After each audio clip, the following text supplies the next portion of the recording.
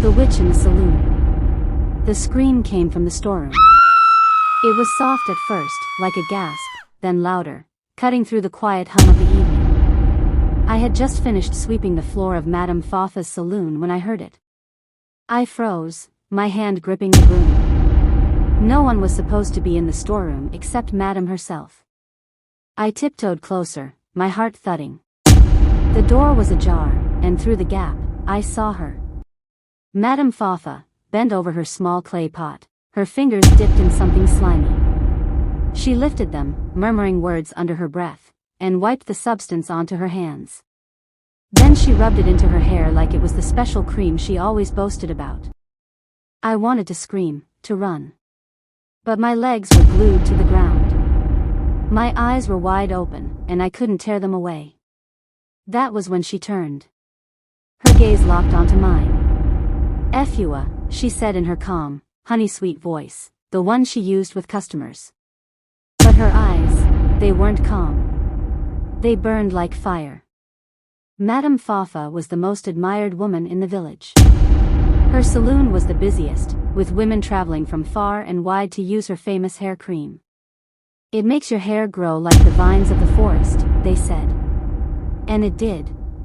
Women with thin, brittle hair left with thick, shining braids. Everyone swore by her skills, her touch, and most of all, her cream. I was her apprentice. I swept the floors, fetched water, and learned how to braid hair from her. She treated me well, until that night. It started the day I saw her in the storeroom. After that, I couldn't unsee it.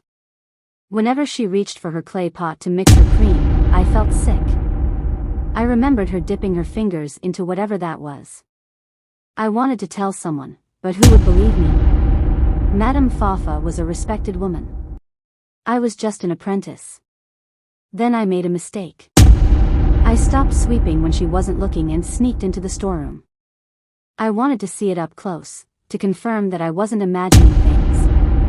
I found the pot tucked in a corner. It was small, unremarkable.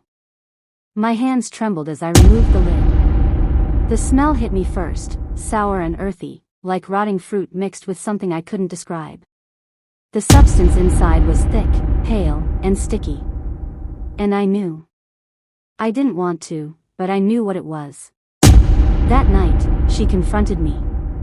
"Did you touch my things?" she asked, her voice low, dangerous. I lied. "No, madam." Her smile returned, but it didn't reach her eyes. "Good. You should not." I thought I was safe. But then strange things began to happen. The saloon became darker, colder, even during the day. The other women noticed it too, but they said it was the harmattan winds. Customers started complaining of headaches, of nightmares after visiting. And then there was Madame herself.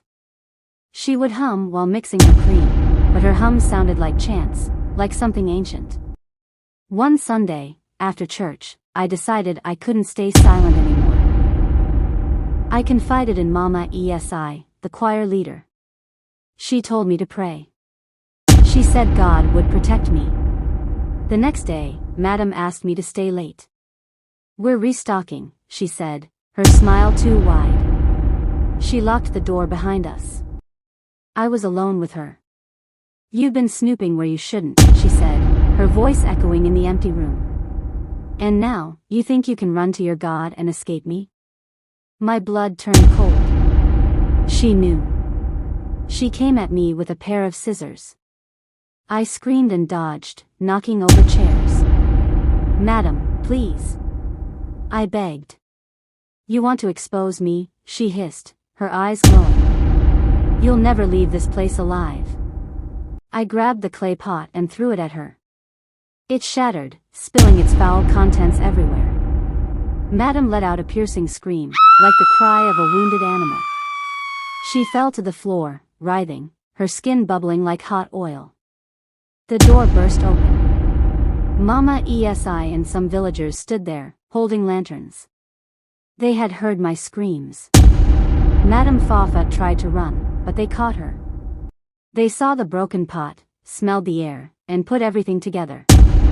She screamed, cursed, and spat at us, but the villagers were stronger. The elders called it witchcraft. They said she had been using her own filth, her essence, to curse her customers and gain power. The saloon is quiet now. No one goes near it. I still hear Madam's screams in my dreams. But I survived. God saved me, just like Mama ESI said. And now, the village knows the truth about Madame Fafa. Please subscribe.